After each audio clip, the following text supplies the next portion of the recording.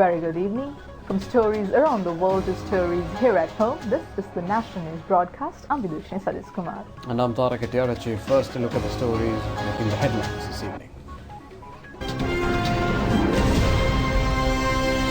The Met Department forecasts that atmospheric depression in the vicinity of the island is likely to develop into a severe cyclonic condition. 55% of the COVID-19 patients in the country fully recover. No COVID-19 confirmed cases reported in society over the past 16 days. The Katana police accept that the requested protection was not facilitated for the Katuapitiya church. The president emphasizes the need for a job-oriented higher education system. Ceylon tea sees a rise in global demand. Now for those stories and more in detail, President Gotabaya Rajapakse says the higher education system should be designed in a manner which graduates who enter society upon completion of their university education can secure employment without difficulty. The President expressed these views at a discussion held at the Presidential Secretariat yesterday with the participation of the Chairman of the University Grants Commission and University Vice-Chancellors. President Gotabaya Rajapakse said regardless of the many interpretations on university education, if the youth who pass out from universities are unable to secure employment, it cannot be a correct education system. The President says an education system needs to be designed in which employment opportunities come in search of graduates instead of a situation where graduates go on picketing with demands for jobs. President Gotabaya Rajapakse also stated that schools and universities should be reopened upon the guidelines of the health authorities. He also stated that remote educational access that has been introduced needs to be enhanced. The President pointed out thousands of Sri Lankan students pursuing their education overseas were flown back to the country due to the global spread of the coronavirus. He also said such a large number of students migrating abroad for studies is not a good indication, as large amounts of foreign exchange is drained out of the country as payments for their education. The President also stated that when children are distanced from their homes, it is an anxiety to the parents. President Rajapakse says to change this situation, university education needs to be diversified. The President emphasized on the importance of introducing degree courses for various fields such as technological skills and information technology, tourism, nursing and teaching. The President also pointed out the feasibility to assemble new computers at low cost for university students. The contribution of the engineering faculties of the universities and entities have the subject knowledge can be obtained on this regard. The President says in future every student who enters university should have the facility to obtain a computer. President Rajapakse also said plans should be drawn to facilitate all students who qualify for university entrance to be able to undergo English and computer education at home before university admittance. Responding to a question raised by the President on the number of students who qualify for university entrance, Chairman of the University Grants Commission, Professor Sampath Amartunga, said this year enrollments have increased by 7,500 entrants. Secretary to the Ministry of Higher Education, Andu Disanayaka, and Chief Advisor to the President, Lalit Weeratunga, also attended this discussion. Foreign Secretary Ravinath Arisinghe says that nearly 39,000 Sri Lankans in 143 countries have so far requested to return home since the onset of the COVID-19 pandemic, based on the Contact Sri Lanka web portal of the Ministry of Foreign Relations. This comprises 3,078 students, 4,040 short-term visa holders, 27,854 migrant workers, 3,527 dependents and 484 dual citizens and others. Up to now, 3,600 Sri Lankans have been repatriated from 15 countries, largely comprising foreign students and government officials on training as well as their dependents. Priority right now of the government, following the cabinet paper presented by my Minister Dinesh Gunawardena 2 weeks ago, is to bring back the migrant worker category, which needs to come, but more than needs to come, which in some cases have to come, because they have gone out of status, they are illegal, they also, as a result of being illegal, don't have access to the health facilities and anything else in those countries. There are many who have been thrown out of jobs, they are pretty much almost destitute, and thereafter those who want to come but who have jobs and who want to come to avoid the corona vulnerability. Our plea, as we did to students some time ago, to these employees is to ask them to carefully calibrate the possible loss of job or loss of educational opportunity or major delays which can occur from their coming. Because in students we particularly find that in some places one set of parents wants the children to come, the other set of parents want the children to stay and finish their exams. So I think these are personal choices, all right, but I think there is some rationality in doing this, because from a foreign ministry perspective we are working very hard to get them back today. I know that 1 month, 2 months from now we will be once again be asked to try to reconciliate and reconcile their status as students, because same way with those who lose their employment. So it is very important, I think, that as much as the foreign ministry and the government is trying to bring back people, that these people who are wanting to return make a very careful assessment of their essential needs as against just wanting to come for a short term. This may not be the best time to use this limited window and have to go into quarantine for 21 days when they come here as well. So that, I think, is the important factor, and we are going to try as much as possible to ensure that those who stay back are assisted to the extent possible, particularly the most vulnerable, through the various 67 network of 67 missions, 16 where the SLBFE is also present, to try and provide dry rations and where necessary medicines, so that the problems they face are managed out there where they are, so that doesn't crowd the quarantine, limited quarantine facility we have, and more than that, put students and this category into vulnerability and danger of continuing their education or losing their job. As for the short-term visitors, we have to bring them back. They have nowhere to go. We are conscious of that. The obstacle to some extent is the fact that they are spread all over, and Sri Lankan Airlines, even the cargo flights which are now flying, are not flying out of many of these capitals. So how we bring them back is a matter which is at the moment is being discussed. The Met Department forecasts the prevailing rainy condition to continue as the low-pressure system over the southwest sea area of the Bay of Bengal has developed into an atmospheric depression. The forecast further states that the system is likely to develop into a cyclonic condition and further develop into a severe cyclonic condition over the next 24 hours. As per the meteorology department, they are expecting more rain today onwards. So the depression is moving towards away from Sri Lanka to the Bay of Bengal, and they are expecting the rain more than 150 millimeters in the southern province and the western and the Sabaragamu and central province also. So in Kegol district, there were affected people been recorded so far 1,805, and 2 deaths been reported so far due to the earth slips, and 1 injured person has been reported. 9 houses fully damaged and 385 houses partial damage due to the bad weather situation yesterday morning. Winds in the sea areas around the island will blow towards southwestern direction, reaching wind speeds of up to 40 to 45 kilometers per hour. Wind speeds in the sea areas from Colombo to Pothuil through Galle and Hambantota are forecast to reach 55 to 60 kilometers per hour at times.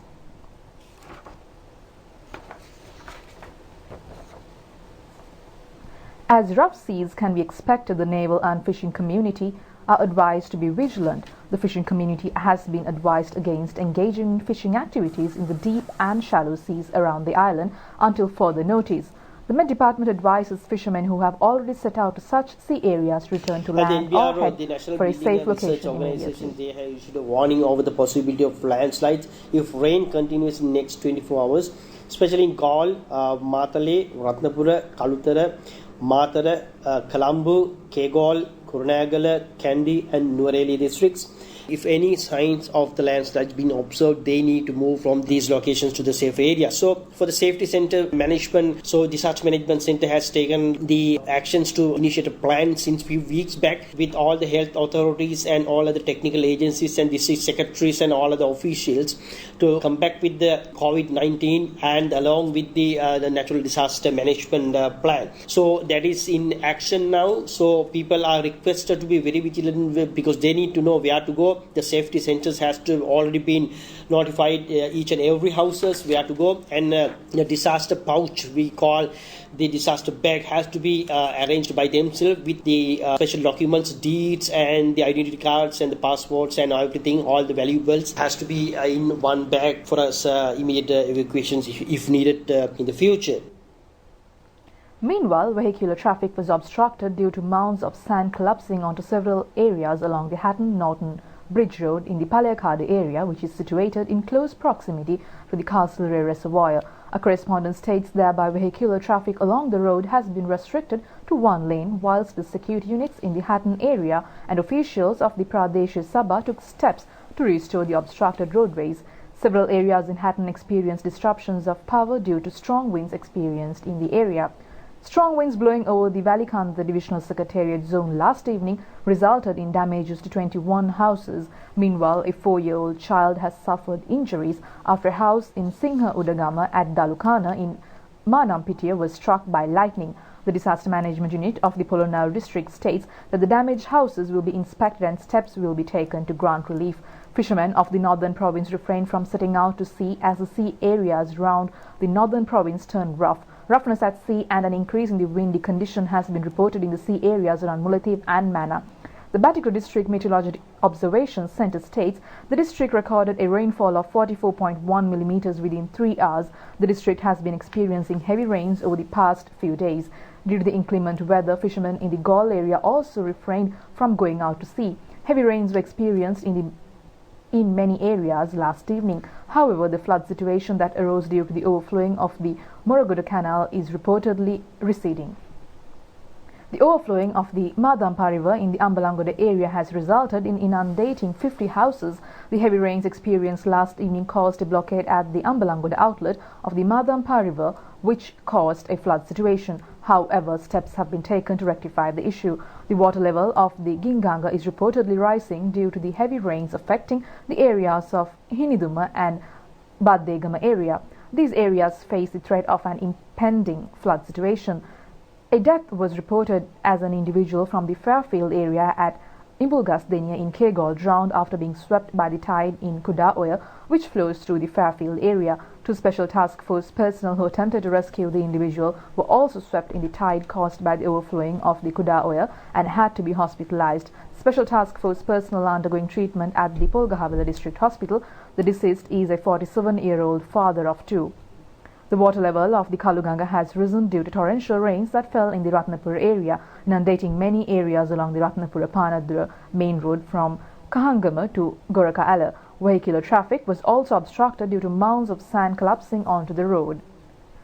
The water level of the Attanagalu has also risen. Irrigation engineer Chintaka Suravira at the Gampa District Irrigation Engineer's Office cautions that a flood situation could flow in the rainy condition enhances further.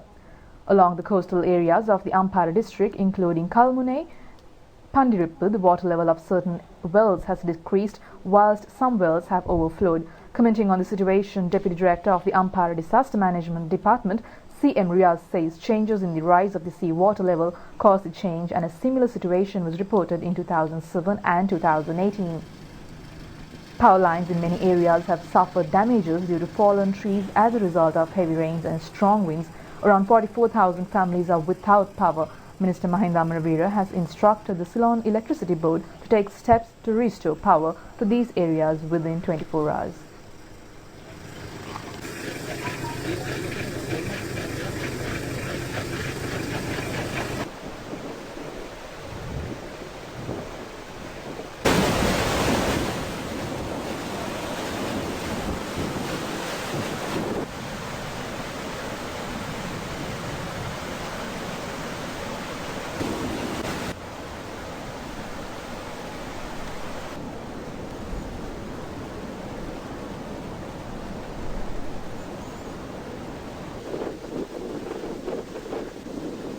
And the amber colour, the warnings been issued in Call, especially in Baddegama and Palmadulla, Ratnapura, Nivitigala and Kiriyalla areas been notified as amber colour warnings. In Kurnagal district, Mawatagama and the Polgahavela, in Kegol district, Bulatkopetiya, Warakapola, Ramukkana, Kaligamu and Kegol area been notified as amber colour warnings. So people need to be very vigilant with that situation. In Nuvareli also been added with the Ambagamu Korli with amber colour warnings. So people need to be very vigilant with the signs of the landslide. If any signs of the landslide been observed, they need to move from these locations to the safe area. Over 50,000 curfew violators have been arrested so far. The numbers of vehicles seized by the police exceeds 15,000. Curfew was imposed as a measure to control the spread of the coronavirus. Thereby, the police received the support of the Triforces when imposing curfew regulations. Since the imposition of the curfew, the number of curfew violators arrested so far has been 55,706, whilst the number of vehicles seized by the police has been 15,216. The police state during the 24-hour period from 6 a.m. yesterday to 6 a.m. today, 559 curfew violators have been arrested, whilst the number of seized vehicles has been 205. The police headquarters states legal action has been taken against 12,482 curfew violators and 4,808 of them have been penalized. Curfew will be in force island-wide effective 8 p.m. today until 5 a.m. on the 18th of this month. Thereafter, curfew will be enforced until Saturday the 23rd of May from 8 p.m. to 5 a.m. However, steps have been taken to extend curfew in places in Colombo and Gampaha districts until further notice. The measures taken to restore economic activity and day-to-day public life activities whilst curfew is in place in Colombo and Gampaha districts was underway since last Monday and will be taken forward from the 18th. Meanwhile, patrols are continuing to arrest curfew violators. The number of COVID-19 patients that have fully recovered and been discharged from hospitals as of today stands at 520.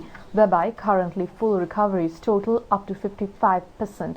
408 patients are undergoing further treatment. Meanwhile, 2 newly infected persons were detected today. 1 person was from amongst those undergoing quarantine at the Miyankulama Quarantine Centre, whilst the other person is an individual who was sent to the Kandakadu Quarantine Centre after returning to the island from India. According to the report released by the Epidemiology Unit at 10 a.m. today, within the past 24 hours, 43 patients have been discharged from their respective hospitals. 20 of them have been discharged from the Navy Hospital. Together with this group, the total number of Navy personnel to have fully recovered is 177. Director General of Health Services Consultant Dr. Anil Jasinger says yesterday 10 COVID-19 positive persons were detected, out of which 9 of them are Navy personnel, whilst the other is a child of a Navy person's relative.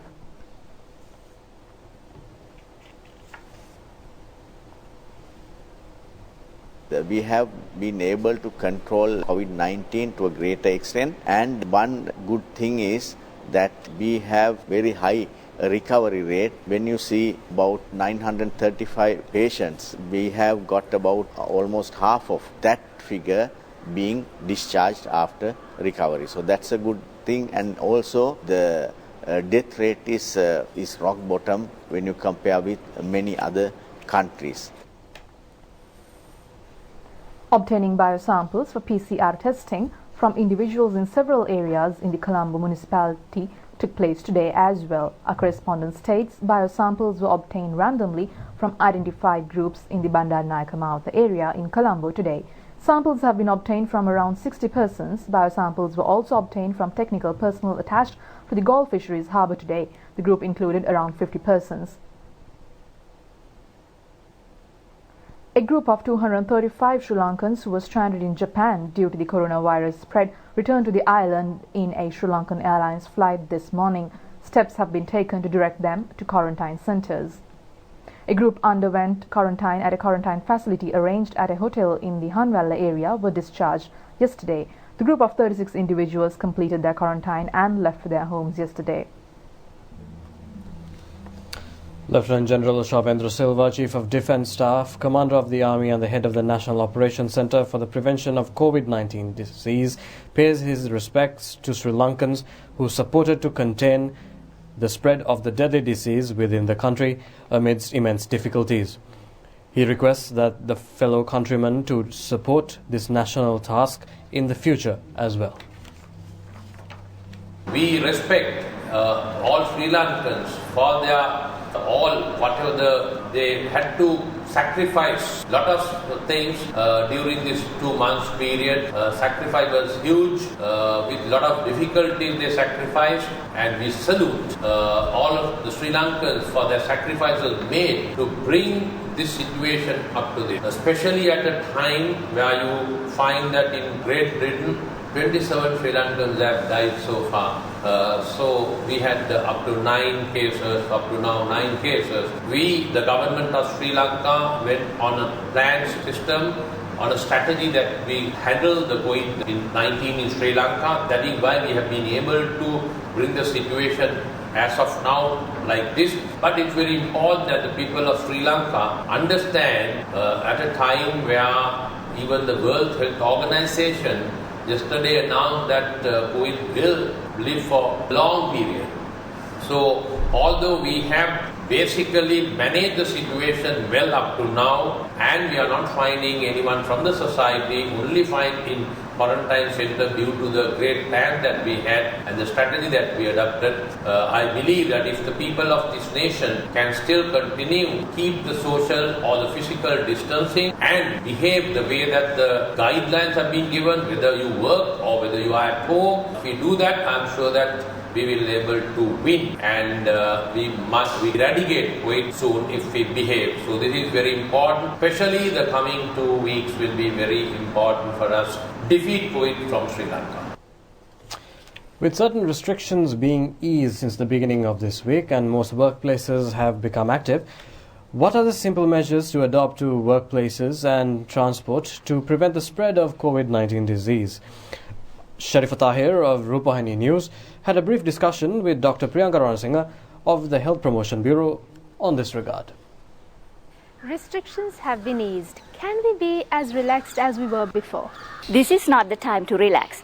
This is the time to be more careful. Once the movement is increased, there's more possibility of getting exposed to the virus. Therefore, stay home at all possible occasions. People should leave home only for work and to seek essential services. How should we be prepared at our households during this period? As a family, you should discuss and come to a consensus how to face this situation. Who is going out to seek essential needs? Especially, select one person from the family who's young, who do not have any other illness, to go out to get essential needs. At the same time, you should discuss and write down all possible contact numbers for help seeking in this corona situation and display it at one place at your own household. Keep a box ready at the entrance of the house to keep things that you take out when you are leaving home.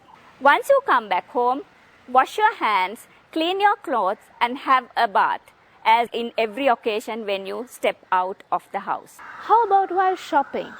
You should go to the least crowded, closest shop. Wash or clean your hands before entering the shop. Go prepared with a list. Quickly finish your shopping and come home. Always try to pay with the exact amount without exchanging money. If you have any possibility to do online shopping, use online shopping without stepping out of your house. What are the precautions to be taken when buying from mobile vendors? Even if you purchase goods from a mobile vendor, you have to keep 1 meter distance with the vendor or the other people who are in the queue. At the same time, take your own bag or a basket from your own home to collect the things that you buy. Pay with the exact amount without exchanging money. The do's and the don'ts when using public transport. Always try to pay with the exact amount without exchanging money. Do not touch here and there in the public transport. Wear your mask properly. Do not keep it or leave it in the bus when you get down. What measures should we take to stay safe at our workplace? At the same time, the people who goes to work should behave responsibly, not to get virus while they are out. They should maintain 1 meter distance and do not touch any other places before you enter the workplace, during you are at work, and before you leave the workplace. Be mindful to wash hands thoroughly. Keep 1 meter social distance during work. As soon as you finish work, come back home. This is not the time to gather with friends. The employers should clean the surfaces which are frequently touched at regular intervals. Do not touch your mobile phone unnecessarily while you are at work. Wear your mask properly. Do not keep it here and there. Do not take it down or wear it to your neck while you are at work. To be safe, you should wear it properly, closing your nose and mouth. If you have even minor respiratory symptoms, do not go to work. Stay home, be away from the others at home, and seek medical help. Steps to be followed when using the lift. Always use the stairs.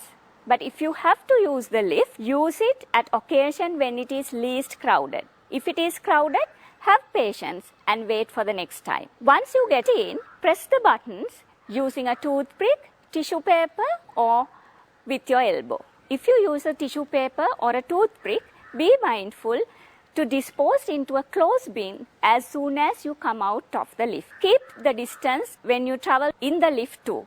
Do not go face to face while you are going in the lift. Last but not the least, can we make this our lifestyle? Sure, this is not only Sri Lankans. Entire world is adapting to this lifestyle.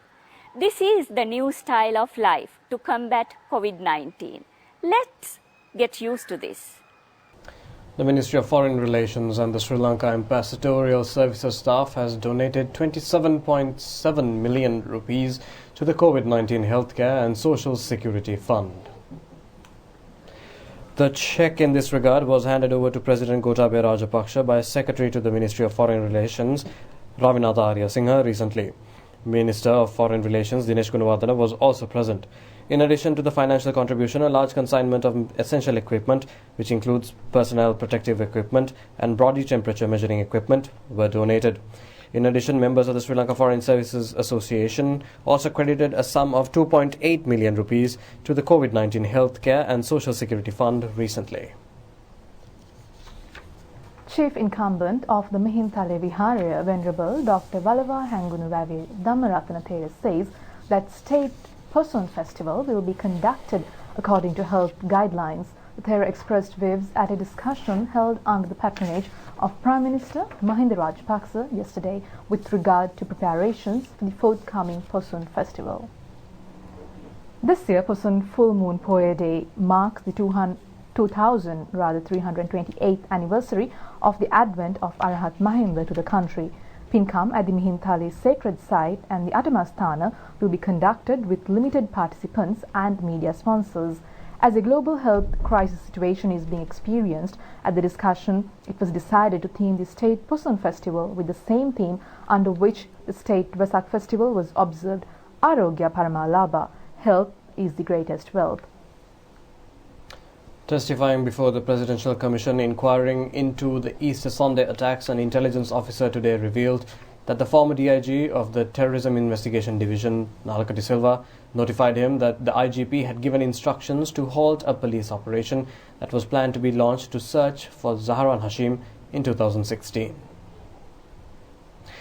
Meanwhile, Katana OIC Kosala Chaminda Navaratna admitted before the Commission today that the requested police protection for the St. Sebastian's Church, Katuapitiya, on the 21st of April 2019 was not provided. Superintendent of Police of the Nigamba Police Division, Sisira Kumara, testifying before the Commission yesterday, stated that except for the warning list issued by the intelligence units, the Senior Superintendent of Police of the Nigamba Police Division, Chandana Korala, did not enlighten him specifically. However, he further stated that on the night of the 20th of April 2019, SSP Chandanath Korala telephoned him and notified him to place all OICs within the division on alert. Next, an intelligence officer currently serving in the Negombo Police Division testified before the Commission. The Commission requested the media, when reporting, to preserve the privacy of the intelligence officer and not to divulge his personal details over the media. Testifying before the Commission, the intelligence officer stated that he was aware of the individual by the name of Zahran Hashim since 2016. When queried by the Commission as to how he was aware, he responded saying that as to 2016, he served in the Kalmun area under the Terrorism Investigation Division. He explained that during that period, clashes were reported between traditional Muslims and a group headed by an individual by the name of Zahran. The intelligence officers further stated that in connection with these clashes, an order calling for the arrest of Zahran Hashim also had been issued. At this point, the Commission queried as to whether there were obstruction to the investigations into Zahran Hashim during the said period. The intelligence officer said during the said period, he and a squad were prepared to launch a special operation to arrest the individual by the name of Zahran Hashim, and DIG Nalaka De Silva, who was then in charge of the Terrorism Investigation Division, confided with him that the IGP had notified for the respective operation to be halted.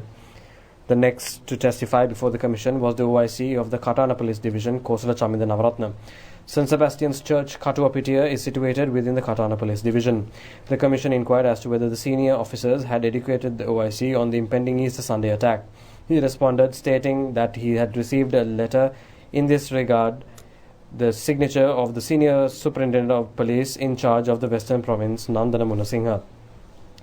The Commission also questioned as to whether a cleric at the Katuapitiya Church had requested for police protection. OIC Kosal Navaratna stated that the police protection was requested from him from the Kadavela Church only. However, in the previous statements provided by the Katana OIC, it states that the Katuapitiya Church had requested of him for police protection.